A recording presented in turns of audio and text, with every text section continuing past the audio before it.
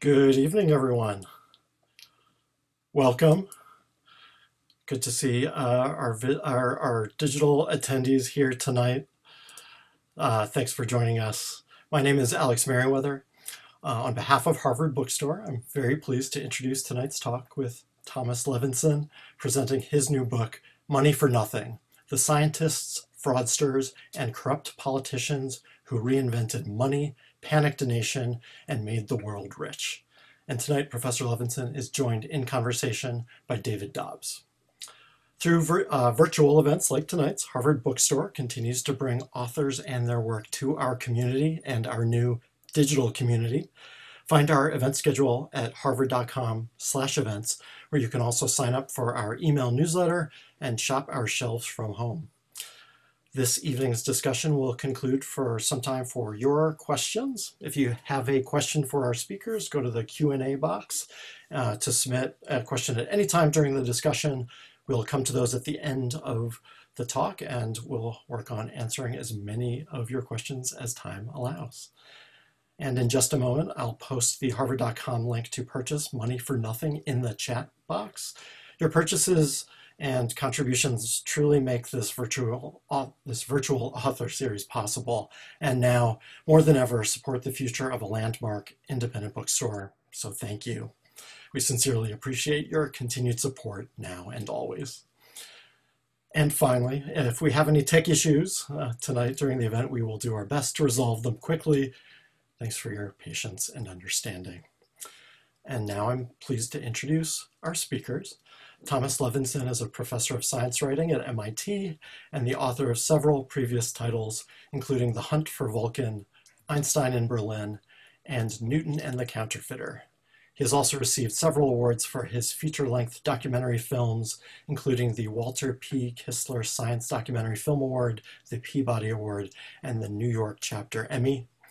And he's joined this evening in conversation by journalist and essayist David Dobbs, author of the books My Mother's Lover and Reef Madness.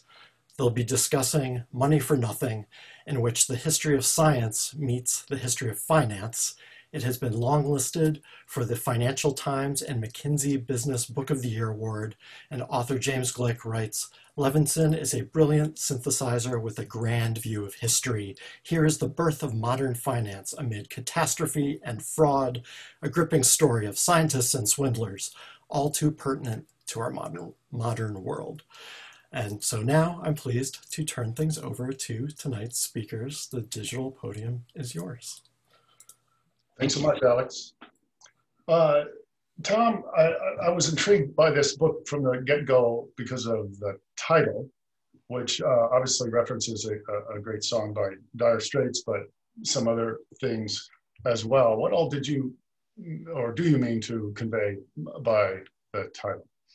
Well, you know, the great miracle of capitalism is captured by, you know, in the immortal words of a sort of a cultural icon for us all.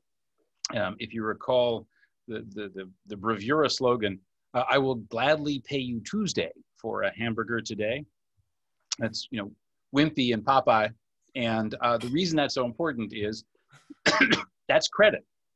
And what credit does, what borrowing does, is it creates money in the here and now out of a promise that we make to the future.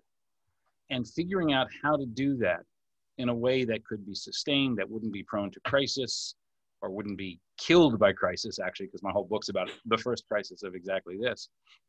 But figuring out how to make credit work, not just for, you know, today's caged drink or hamburger, but for whole nations and whole economies and whole global systems. Figuring that out was one of the great innovations of the period that historians call the early modern era. And that's been a lot of, as your book details, that spurned a lot of other innovations too. And one thing I like about the title is there's two ways of money for nothing. One is I gave money and I got nothing. Right. And the other is I am making money and I didn't give anything. And both things, there's a lot of both of those things here. What led you to, when did you start on this book and what led you to write it? The book, all my books come out of something that bugs me.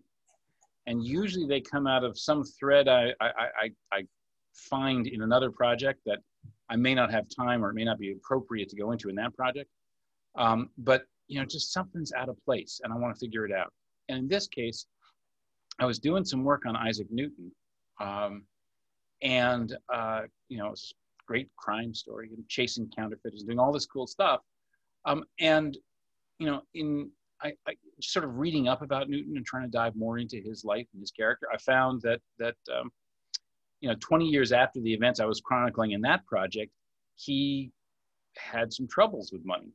And he famously said, I can predict the motions of the heavens, but I cannot predict the madness or the folly of the people. And I said, that's weird. I want to know more about that. And that ultimately led to this. That makes sense. Yeah, he does play an extremely interesting role in this. One role he plays is actually, he suffers from, I don't think it's, we don't need to keep a secret about what happened in this book, right? This is about a bubble, sort of the bubble of all bubbles. And Isaac got caught in it in a bad way. But he also laid the foundation in a way, yes? That's, I mean, that Newton is an integral character in the entire book. He's there at the beginning and he's there at the end. And the critical thing about the book is the whole story hinges on this, you know, really, you know, just wonderful, delicious, horrifying financial crash that occurs in 1720. In fact, the actual moment that the stock market turns, it's gone on this sort of great boom from really January, but especially from April through the summer, and then right at the beginning of September. And, you know, pretty much like today, 300 years ago, I mean, within a week, 300 years ago, it turned and the slide started and nothing was, you know, it all went to hell. It's just awful. So that's happening 300 years ago. So remind me how bad a bath Newton took. I feel the thing that sort of made my heart beat for him there was when you wrote that he traded, I think, an annuity that was worth every year more than his salary. He cashed that, he you know, put that into cash and then put it into the stock that then fell off a cliff. That's right. You know, it's hard to say what each transaction cost him, but overall, it looks like he lost 20,000 pounds. And, you know, that's a lot of money in 21st century money, but 20,000 pounds in 1720 was the equivalent of, I mean, it's hard to make these, you know, leaps across so much time, but it's certainly the equivalent of some millions today. It would not be an exaggeration to say it was 3-4 million pounds. And depending on how you count it, could be much, much more. So he took a bath. I mean, he was just, he was wrecked. And it bugged him. It bugged him. Did he have any money left, or was it one of these? Yeah, he did. He was lucky in that he basically bet half his fortune on this, and he still had the other half. And he still had a job that paid him okay. I mean, he wasn't actually out on the street, but he had been, you know, he built from being an ordinarily sort of modestly prosperous kind of middle-level member of London society to somebody who is genuinely rich. And for a few months. Right.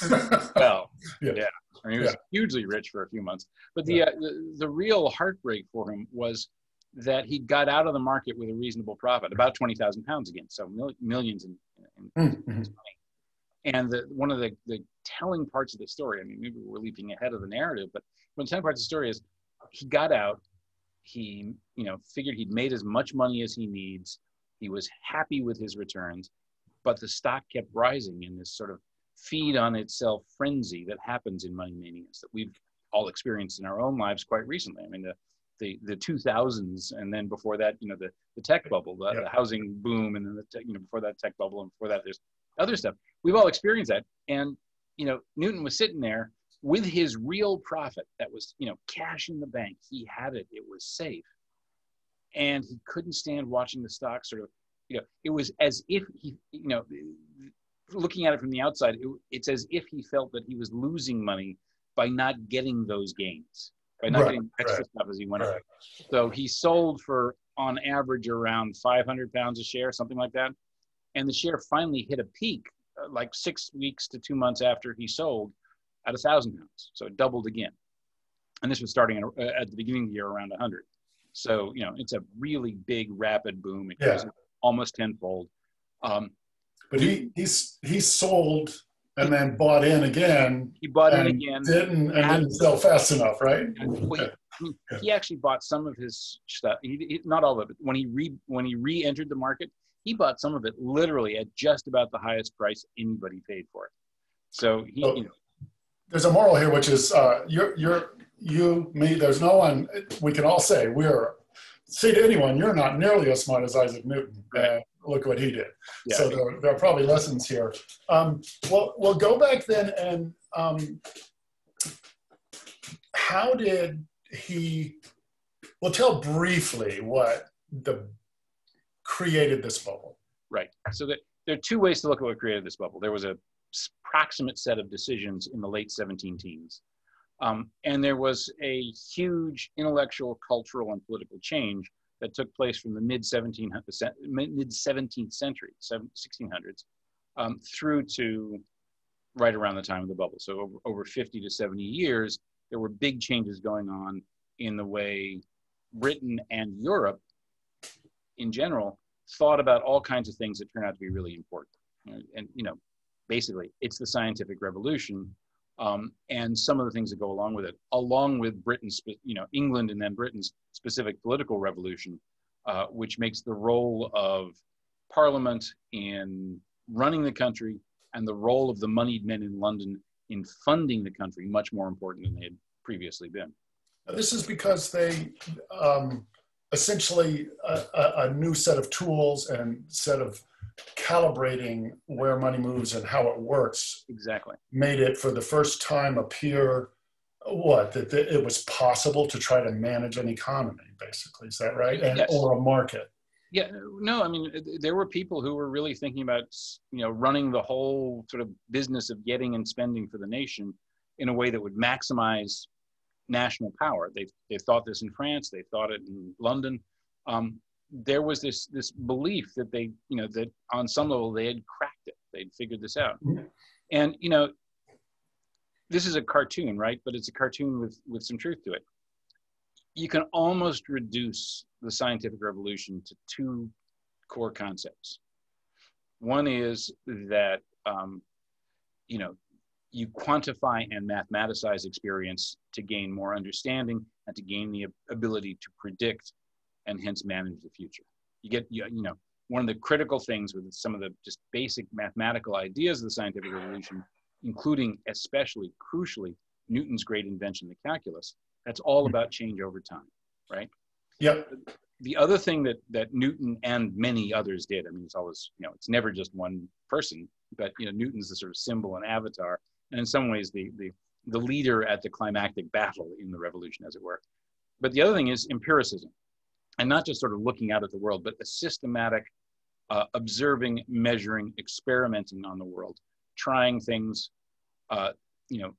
getting this information, turning it into numbers, then performing math on it allows you not just to think about abstract things like how do you do a logarithm or how do you work out an infinite series, or even just celestial things like, where is Jupiter going to be in 6 months' time, or what governs the behavior of the moon or the tides, for example. These are things that Newton worked on.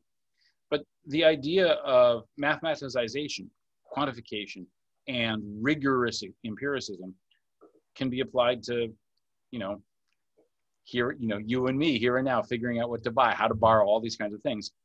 And they were doing it back then. I mean, one of the things that gets worked out in this period is the concept of present value.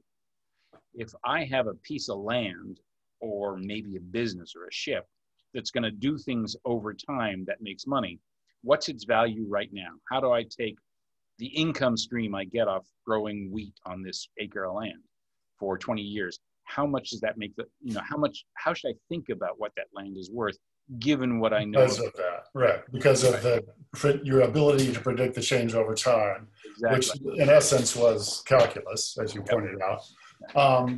Well, as you said earlier, Newton said he couldn't you know, predict the dynamics of the human heart or something to that effect. Yeah. So it is, and, you know, we're facing that now and trying to manage this pandemic, because it's knowing the virus is one thing, but predicting people's behavior is another. So in a way, is it, again, cartoonishly, is it accurate to say, helpful to say that this book is a story of how modern finance was founded and then actually quickly foundered? Right. And also that sort of like the atomic science of this past century, when they thought they had the knowledge to control to predict markets and thereby control them so they keep them calm but growing, they unleashed some powerful forces. And in some cases they were so powerful they couldn't control them. I think that's right. I mean, to me, one of the things I found actually fairly late in sort of trying to figure out how to make the book sing was a passage by Daniel Defoe. I mean, like Newton, Defoe shows up over and over again in the book because, you know, he's in some ways sort of the first journalist, or one of the first journalists. He's a muckraker. He's a propagandist, and he's a moral thinker. And but one of the things that I think people know a little less about him, because we think Robinson Crusoe and so forth, is that he was, from the very beginning of his life, just an enthusiast for this ferment of new ideas. His very first big book was, you know, an essay on projects, and it was a sort of catalog of and celebration of all the things people were trying to do, to, you know, diving bells and new ways to farm the land and new ways to manufacture this. You know, he just loved that stuff. And as Britain actually invented the tools of credit, really, you know, aggressively in the 1690s, actually inventing what we now call the idea of a national debt. You know, that's a thing that has a birthday, right? Its birthday is in 1693. And the reason it has a birthday is, up until then, in the European system, and certainly in England, the idea behind, you know, running a state's finances was that ultimately it rested on the person of the monarch. So the person who owed the money, it's you know, many removes by the time you get to these, you know, to this period, but still is you know, in theory, it's the king's purse or the queen's purse. And what happened in the 1690s is that changed. Parliament took control, and they started contracting debts and authorizing them by acts of Parliament, and tying them to different revenue streams that they could create by passing a tax. And this was a radical change in something as you know, seemingly dull and boring as you know, borrowing money to pay the soldiers, right? And so Defoe watches all this stuff. I know I'm rambling on, but there is a point. I have a point. Daniel Defoe watches all this and he sees it work. And England is able to do things with this borrowing, you know, fight wars with France and so forth, and really expand its reach and power by having access to credit in a way that other European nations were not able to do. And he says, you know, this is our secret power. This is our superpower. And he writes this passage where he talks about how the government raises debts and then manages them. And he creates this whole elaborate metaphor that it's clockwork. You know, it's an automaton, it's a machine. And, you know, that's both amazing because he has this vision of it as being something you can really rationally design and control in that way, just the kind of thing you were talking about. But it's also explicitly a Newtonian metaphor. You know, the idea of a clockwork universe. It's as predictable as, well, it has the neatness of a curve. Right. Which again is what figuring out what's going to happen to a curve is with the shape of the future curve is what calculus is again about. Right. Well, I think it's interesting too that then he got mixed up in it in many other ways. So this is important at the time. I mean, there's quite a few revelations in the book that I kind of knew the general outline in it, but at the end you talk about why this was so vital to Britain. And after it burst, they regrouped, and, you know, a very clever man named Walpole figured out how have the cake and, well, that's the wrong metaphor. How to do this in a somewhat more without blowing up the economy controlled every 5 years. manner, and that was why Britain could defeat countries with more riches and more soldiers, because they could raise money quicker to punch above their weight, as you put it. So yeah, I mean, the bubble itself emerges from, in some ways, the successes of the first attempts to use these new ideas about money and credit to their advantage. Because what happens is, from the 1690s forward, or actually really from 1689, Britain gets involved in a series of wars that last until 1815. I mean, this period, 1689 to 1815, is sometimes referred to as the long 18th century.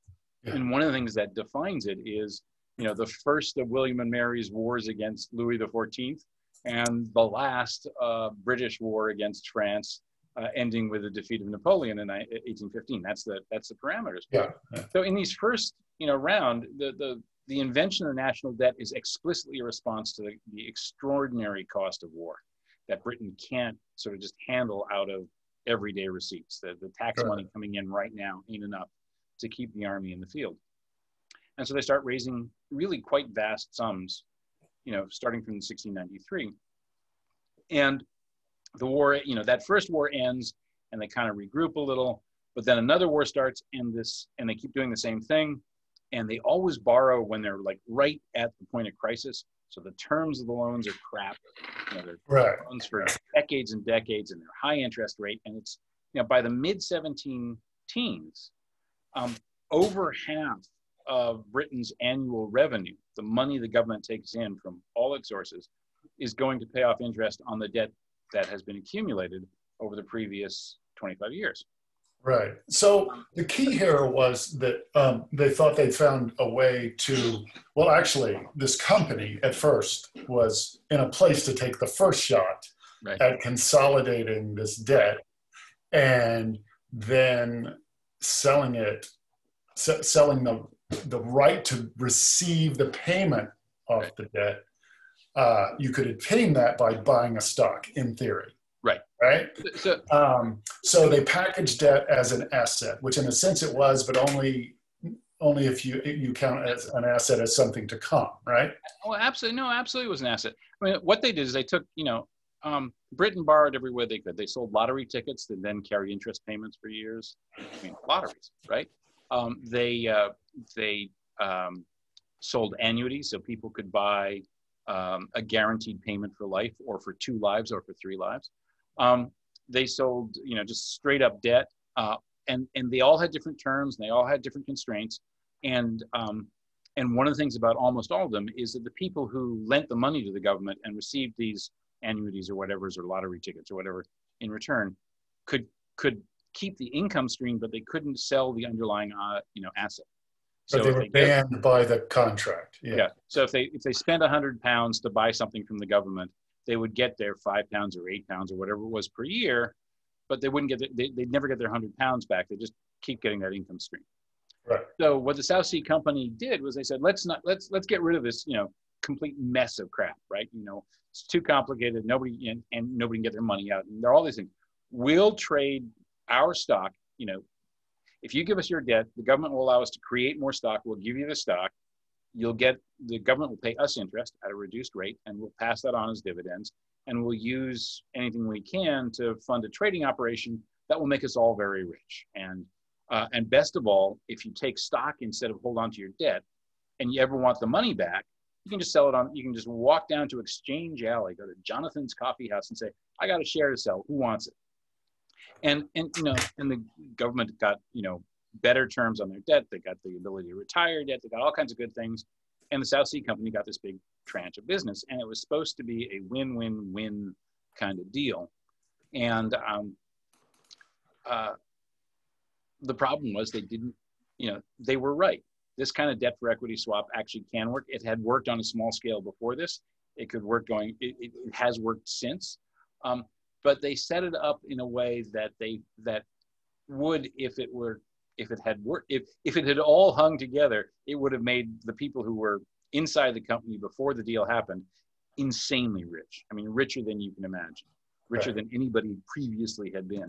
This sounds vaguely familiar to Oh yeah. current times. Uh, so there was, the government agreed to this because they were so desperate. Well, They almost had no choice, right? Well, they really needed to solve this problem, but it was also a great deal for the government. I mean, yeah. No, it was good for them at the time, and it was good. Seemed like it was good for everybody at the time. right. But what ensued was, well, tell me a little bit. I want to get into in a minute how the bubble was essentially a combination. It seems to me from your description as some people, the people who ran the South Sea Company, and others who became allies through bribery and so on. There were people who were deceiving others, and there were also a lot of people who were deceiving themselves, including Isaac Newton. But tell me the role, I mean, this saw really the birth of what we now call the stock market, yes? Yeah, London had of the modern one, and yeah. this centered around a place named Jonathan's Coffee House. Right. You know, how did that get started? Well, I mean, there's a digression in the book on coffee house culture, and we don't have time here, but coffee houses in London. Even had Leeuwenhoek's coffee recipe. Yeah. Yeah, exactly. You know, great microscopist knew how he wanted his beans. Yeah. But the the stock market, there had been joint stock companies for 150 years or more at that point. But up until the 1680s or so, there were very few shares, and they were almost never traded. For the East India Company, the Hudson Bay Company, the Royal African Company, which was the slave trading company. All these, they existed, and they were in fact companies that had shares that in theory could move between people, but they very rarely did. They tend to be bought and sold by a very small group of people, correct? Yeah. It wasn't a public thing. You and I wouldn't have gone out and bought it. Yeah. No. And in the 1680s, that started to change. In the 1690s, it changed very, very rapidly. And there was a lot of new companies formed to try all kinds of things. Glass makers, mining companies, insurance companies, they call this period, by the way, 1690s to roughly 1750, that's called the financial revolution in England. It's a term of art amongst historians of the period. And one of the arguments in the book is essentially you should understand the financial revolution simply as part of the scientific revolution. There was a large intellectual and cultural transformation going on. And the people doing them didn't separate, oh, today I'm being a scientific revolutionary and tomorrow I'm being a financial revolutionary, which is why you get people like Edmund Halley working out the math of life insurance. And Newton himself writing about how credit and interest rates work. Well, they were trying to quantify how important things worked. And and people who had skills and interests, they were enormously broad in their interests at that time. But anyway, so the stock market existed. There was this place, and originally stockbrokers, worked in this building called the Royal Exchange, and they got booted out for being basically too loud and obnoxious in the mid 1690s, and they moved more or less en masse about 100 yards to this little alleyway called Exchange Alley, which had 4 or 5 coffee shops, and they just sort of set up in the coffee rooms and started trading there. And the most important of those was Jonathan's, which sort of became the center of what was increasingly understood as the London Stock Exchange. There's nothing left of that now. If you go to Exchange Alley, still exists, but if you start to walk down it, there's just like this horrible, post-Blitz, bland building with essentially no windows and one of those little blue oval plaques that said, "This is where Jonathan's was." Nothing quaint there to visit. No, it's very sad. But the thing about the bubble itself, the key thing was how you design the deal. And this was the first time, and the thing to remember about this is, yes, this was a bubble. Yes, there was deception. Yes, people both deceived others and deceived and were self-deceived. Sometimes the same people were actually conning others while they were fooling themselves. But this was the first time any of this had happened. So the deal was set up with a really fatal flaw in the middle of it. Nobody ever said what the value of a piece of debt was in terms of South Sea shares. So the South Sea Company was able to say, well, we'll give you 3 shares for that piece of debt today, but tomorrow maybe we'll just give you 2. And we get to keep the difference. We get to keep some of the shares that we would have otherwise traded. They were kind of instead of the market setting that price, they were ad-libbing it. They got to be. They were ad-libbing it, and what they did is they were playing a dance with the market. You know, they started out really being a debt for equity swap. They were creating, you know, what were in the end effectively bonds. This is, you know, again, to leap ahead of the story, is South Sea Bubble is a story of how the modern bond market first starts to form. And you know, people who are in finance will tell you the stock market is where the headlines come, but the bond market is where the action is. It's much, much larger, more gets traded on it, and the fate of nations hangs on the bond market in a way that the stock market sort of reflects but doesn't drive in the same way. Well, that's all starting right here. And they set up a really interesting deal. It's a deal that could have worked under certain circumstances, but the way they set it up had a flaw in it that meant that, first of all, the whole idea worked only if the stock stayed expensive. So sometime around, and the moment it plunged, you were doomed. You know, it's like the Warren Buffett. You were supposedly buying these assets, but you were also just buying the rise. Right. Yeah. You were buying it because it was expected to go up next week. It went up 50 pounds yesterday. I'll buy it today, and it'll go up 50 pounds tomorrow, and I'll be rich. Which is a lot of how people buy stocks now. Yeah. This one's hot, I buy it. Yeah. Yeah. And, you know, there's just this, you know, email coming out from the Wall Street Journal every day called for the intelligent investor. And, you know, right now there's an amateur boom in options trading. And I'm reading this going, you know, I've seen this before, and it happened in June 1720. Yeah. Yeah. And in fact, in 1720, they were using the same options, some of the same options we use today: call options, put options, buy options, and sell options. Yeah. You know, there's very little new under the sun, and we still behave stupidly around money just the same way that we did 300 years ago. So there's a question or two I want to turn to here. But first, the parallels between this and 2008, you know, the collapse of this fancy derivative that supposedly gathered and kept safe, you know, unexplodable tons of mortgage debt proved to be not safe, and it completely exploded, partly because, as Michael Lewis writes about in his book, The Big Short, virtually no one understood the algorithm that supposedly explained how it packaged up this debt and tied it in an untieable knot. And you have to wonder if things are going on like that now, but it's amazing how closely that South Sea Bubble paralleled that one, right? This containment of debt in an instrument that people don't really understand, and then explodes. And the main thing, well, one big thing that has changed simply was it was complicated then, complicated enough that it was hard to understand for many people, and it's just way more complicated now. So you have the same problem. I'd actually, I'd argue that it's, you know, it stays roughly the same in terms of the level of complication. I mean, remember, the South Sea Bubble was the very first time it had happened. Calculus was, you know, 40 years old or 50 years old, right? Thinking of money and Go ahead. I mean, people, one of the things, and you know, I mean, basically, I agree with you. I think the 2008 crash and the South Sea Bubble are much, much more similar than they are different.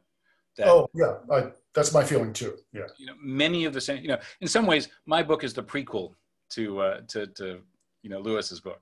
You know, yes, it is amazing how, like, the parallels are I mean, the kind of slickness and it's so much of the piece. Yeah. And you know, the structure of the bubble, how it inflated, why it inflated, what was required for people to believe it, what happened to those who didn't. I mean, just as you know, Lewis chronicled these handful of people who sort of saw that this was unsustainable, could never work, that there was, you know, the critical thing in the 2008 thing was that these assets that were thought to be uncorrelated, so that there were, you know, you couldn't have, you know, you couldn't lose the value of a mortgage-backed security because You had thousands of houses and different types of, they're all over the country and this, that, and the other thing. There was this diversity in income streams. It turned out that all those houses and their values were much more correlated as the market, and got more so as the market got more and more inflated.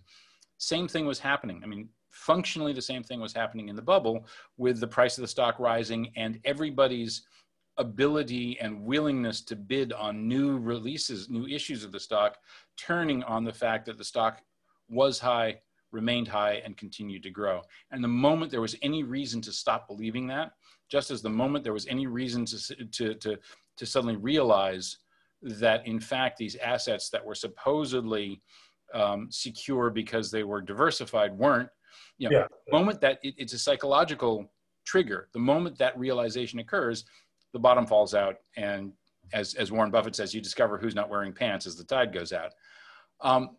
So, well, and it's that moment where you realize I'm not holding what I thought it was. So you throw it away.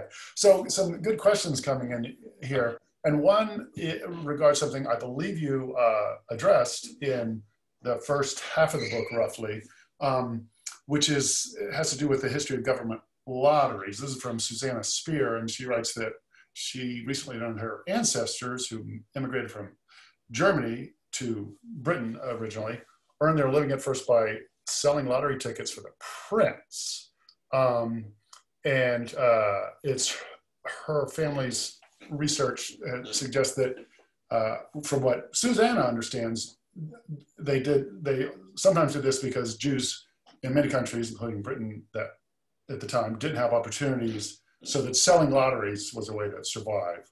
Well, they moved as, rabbis and shoemakers and so on. That's right. I mean, the sort of the Jewish story in all of this is actually quite interesting. I don't go to it in any great detail in the book, but Jews were kicked out of England in the medieval period by I think Edward I. Again, because he was fighting wars he couldn't afford, and he kicked the Jews out so he could seize their assets and fund his attempts to subdue Scotland, and which failed, and his attempts to conquer Wales, which succeeded. And the Jews weren't let back officially into England until Cromwell, so the middle of the 17th century, 16. Okay, so right. these were the people who there's a few hundred. So they come back, and they don't have deep roots in the society, and they don't have a huge number of ways to make a living. And when England starts trying to raise money to fight these wars in the 1690s, one of the things they try is something that was actually invented, I think, in Italy. But these ideas of doing lottery sales that are actually ways to persuade people to use the thrill of gambling to persuade people to lend larger sums of money. So the idea was you sell a ticket, say 10 pounds a ticket, and it carries with it the chance of winning a prize of 100 pounds or 1,000 pounds. They gamify it. Yeah. So, and then even if you didn't win, you got an interest payment, 5%, 10%, whatever it was per year. Yeah, so you had two reasons to buy. Right. You bought it. You win the lotto. And one is, you bought it for the flutter, and then you hung on to it for the income. And these started happening in like 1693, 1694. And again, one of the innovations in England was to sell them cheaply enough so that you weren't just borrowing money from the gentry and the aristocracy, that, the seamstress, women were actually involved in the markets in a quite significant way in the 1690s and 70s and early 18th century. The pastry maker, the tailor, and sometimes people, really small tradesmen by investing and by buying a stock. And people would band together. 5 people would buy a 10-pound ticket for the chance of the lottery, and then they would decide whether or not they'd keep it for the interest rate and all that sort of thing. So there's this huge expansion of the pool of people you could extract money from to run the government, and people had to sell those things. I mean, when you sell £1 million worth in 10-pound tickets, that's a lot of tickets you got to move, right? Yeah. Well, I mean, you described well how big a frenzy, a public frenzy, this dominated the news, and everyone was in. It seemed, not everyone, obviously, but it was a mass market in that sense. It was So I don't know if Susanna's still on. I'm dying to know now when her parents, her ancestors moved to Britain. There's another question here that you do address kind of the other way around in the book, which is it concerns the importance of these new instruments they had, this new knowledge, this new economic science, if you will, in the success of the British Empire. And the specific wording is, this is from John Meriwether. What is the connection between the Industrial Revolution that was starting not long after this period and the introduction of the use of credit that helped support, new industries and so on? Right. The answer, of course, is it's complicated. Well, we got 15 minutes all together, so this has to be a simple answer, unfortunately. But the short answer is the cartoon version of the book. Right. It's really, what happens after the South Sea bubble is, the market crashes. Thousands of people lose their shirts, including very important people who you would think of as having pull on the government. And there was a lot of pressure from a lot of different places to sort of try and make it right again, bail people out. Yeah. There was a proposal even just to reverse all the trades, take everyone, whether it's the Bank of England or the Duke of Portland, the richest man in England, who was a shoemaker's son. Yeah. That was John Blunt. But the Duke of Portland started 1720 as the richest man in England and ended it so far broke you couldn't see broke from where he was. I mean, he was so underwater, so much so that he was forced to, to avoid imprisonment for debt, and just sort of, he had to get out of Dodge, and he took the usually lucrative post of governor of Jamaica to try and rebuild his fortunes, and avoid dealing with any creditors.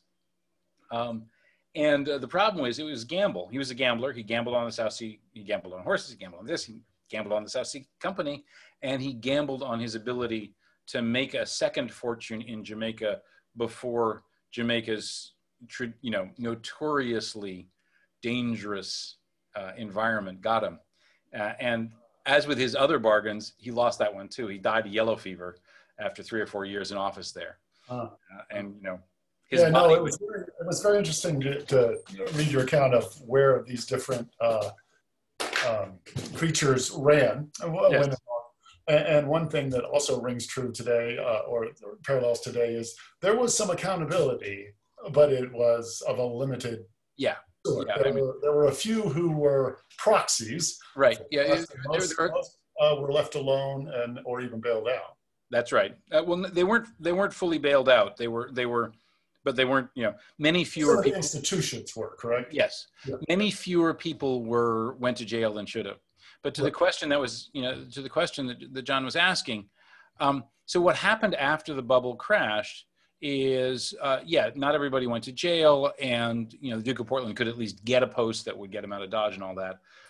But critically, Robert Walpole, who's often referred to as the first true prime minister of Britain, said, we aren't going back on the deal. The point of turning all of Britain's debt into South Sea stock was to rationalize the debt, make it easier for us to run it. And we're going to hang on to that. We've done that. In other words, they weren't going back on the original deal that started at the birth of the company. Yeah. And they did what they. If you loan the government money, you won't get screwed. Basically. Yeah. And the the interesting thing to me is that in France they had done something very similar at almost exactly the same time. And when they came out and had to rebuild from their crash, the Mississippi bubble crash, they said, yes, we aren't going to make people whole. We're going to have our debt treated the same way, but we're going to go back to borrowing. We aren't going to risk any kind of fancy financial shenanigans again. We're going to go back to the old ways of borrowing money, with these long-term promises, paying higher interest rates, unredeemable stuff. Walpole said no. And over the next, between 1722 and the early 1750s, Walpole and his successor, Pelham, basically supervised the construction of, turned South Sea stock into South Sea bonds, in effect. I mean, there were, into a tradable bond, turned the rest of British government debts into similarly uniform, easily tradable stuff, showed that Britain could pay its interest on a regular basis with very little risk of interruption, and in general made the entire apparatus of credit into a simple, boring, useful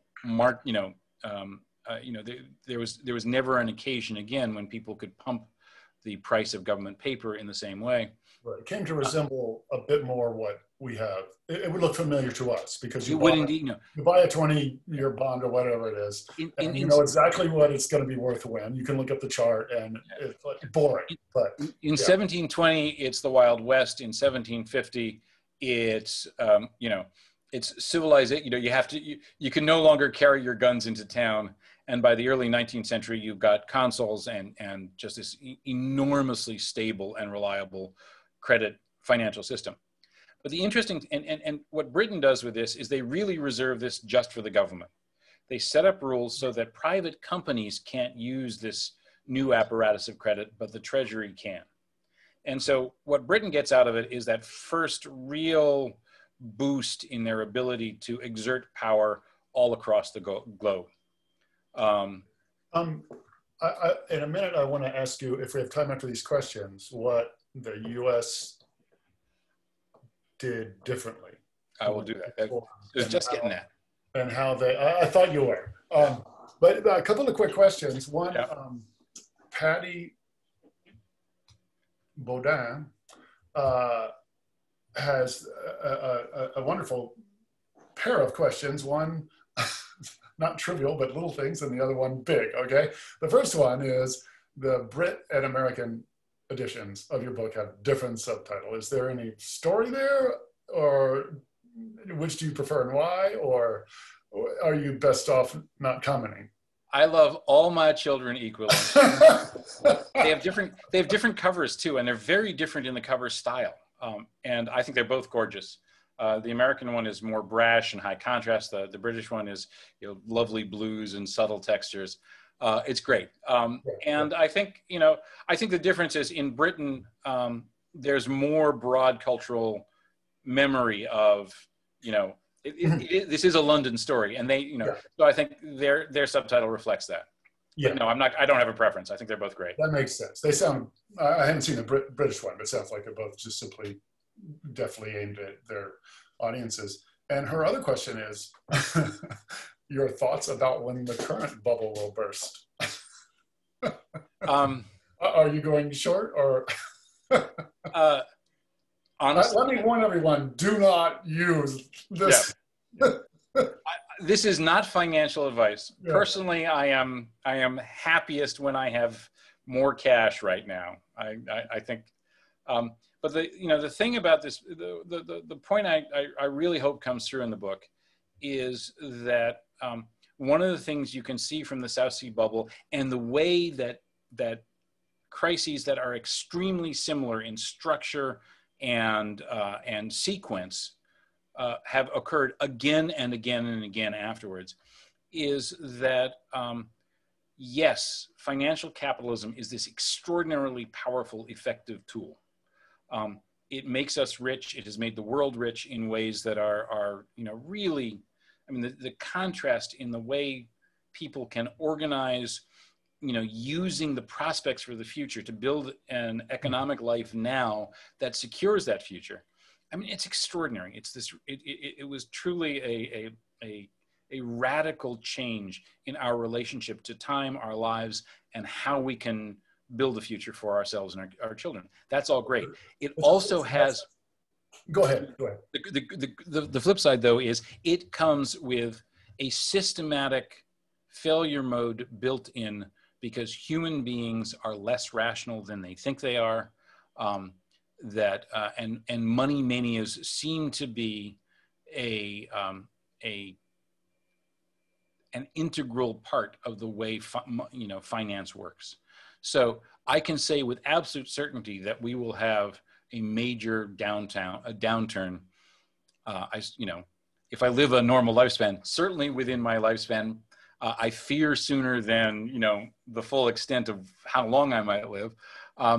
And I couldn't possibly, you know, one of the things that we see is we don't know what it is that when the various sort of frailties that affect modern finance, leverage, contagion, unstable relations between parties, these kinds of things recur in different settings over and over again. And there's always some trigger point that creates a sort of rippling effect that goes through the system and causes, instead of a minor correction, this time it's the crash. It's impossible to predict what that's going to be and when it's going to happen. But it seems to be, it has been for the first 300 years of financial capitalism, a regular recurring feature. So yeah, we'll hit hard times again soon. And when? Patsy, you asked the other two questions, is wondering, is this, do money manias compare to tulip manias? Are they essentially the same? I think and other bubbles. They're similar. I mean, the tulip mania, you know, is fascinating, and it's great, and it's really interesting. But you know, on some level, it's, I don't know if you remember, wasn't Pet Rocks. I'm trying to remember. There were these dolls that everybody had to have one Christmas, and they got you right. Yeah. I can't either, but yeah, that was a bubble.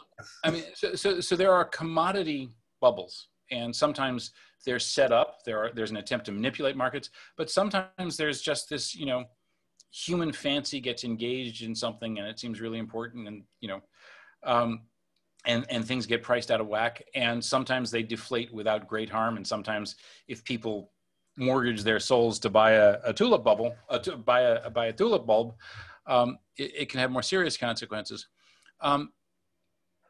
You know, they're like financial bubbles to the extent that they get financialized. Do people borrow money to buy a tulip bubble? Do they, you know, issue promissory notes? These kinds of things.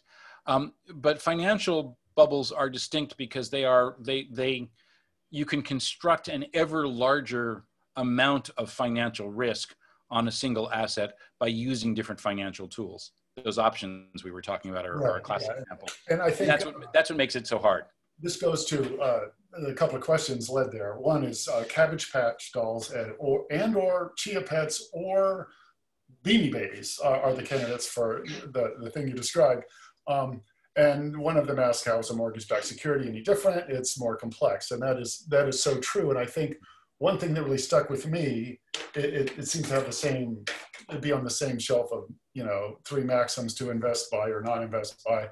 One of them being never invest in something you don't understand, which almost everyone in that bubble did, as well as the mortgage securities and so on, is that people bailed when they had this moment of revelation. They realized what they were holding was not what they thought they bought. Or they recognized that it had changed. At first, the South Sea Trading Company was supposed to be about moving goods from South America and cornering that market, yada, yada. And that part of the business literally never sailed, almost. And it became something else. And when there was one investor, you pointed out that when they saw that, they got out. And they made a profit. It wasn't huge, but I mean, it was, something like 100%, right? And no.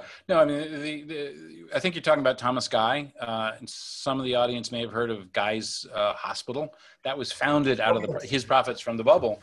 And he was a bookseller who had become a fairly successful investor. And he bought South Sea stock during the decade before the bubble, when it had been basically a very slow-moving company that basically paid interest on a certain amount of government securities that it held. It was just, you know, it was kind of an indirect way to hold government paper. And then the bubble took off, and what had been a boring source of income for him became this enormous speculative paper profit. And at some point he said, I have had enough. I've made all the money I need to make. I was rich before, and now I'm obscenely rich. I'm going to sell all my shares. And he took about he had a large enough pile of shares. It took him 6 weeks to sell them, so that, you know, he was trying to avoid moving the market by bailing out. And he got out at basically roughly half the value it would attain at the peak. But unlike more than he paid, right? So he vastly more than he paid. So he made a net profit of £250,000. Now remember, I said earlier, £20,000 was millions. This is hundreds. Yeah, it's many, many, many millions, right? Yeah. And he stayed out. He kept his money. And then he built like there's what you said is a 19 building. It's a huge hospital in London. It's a right. major medical center. Yeah.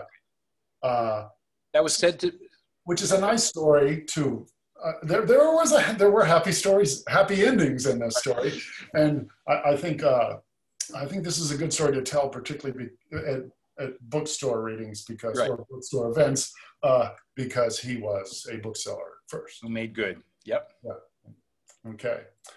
That seems to me a good place to wrap, unless you have one last thing you want to tell us. I want to say one thing, which is thanks to Harvard Bookstore.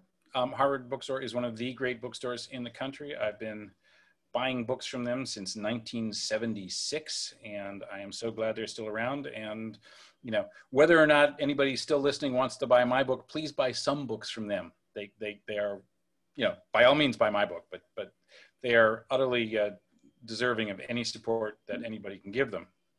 The other thing I want to say is that sort of Monday, Wednesday, Friday, I look at the South Sea Bubble as this triumphant story where people, discovered a new way to think about nature and human life.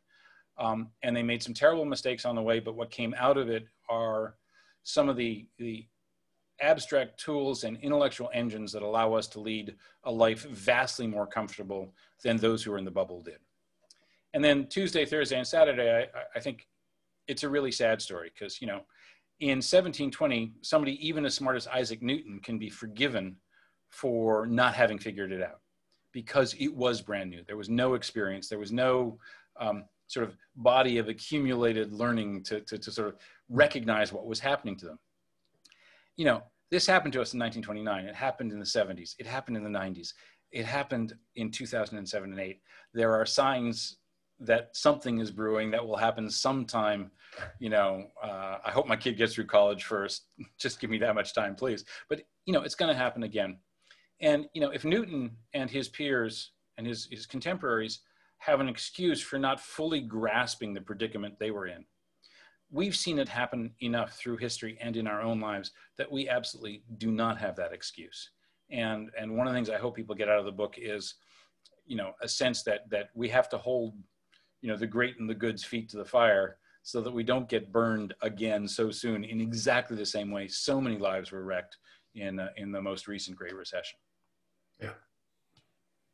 Words for the wise. Well, thank you, everybody, for coming. And thanks indeed. Thank you once again to our speakers tonight, and thanks to our viewers for tuning in. You can purchase our featured book tonight from Harvard Bookstore via the link in the chat, or simply head over to harvard.com and search for tonight's title, Money for Nothing by Thomas Levenson. On behalf of Harvard Bookstore here in Cambridge, Mass., have a good evening, keep reading, and please be well. Good night, all.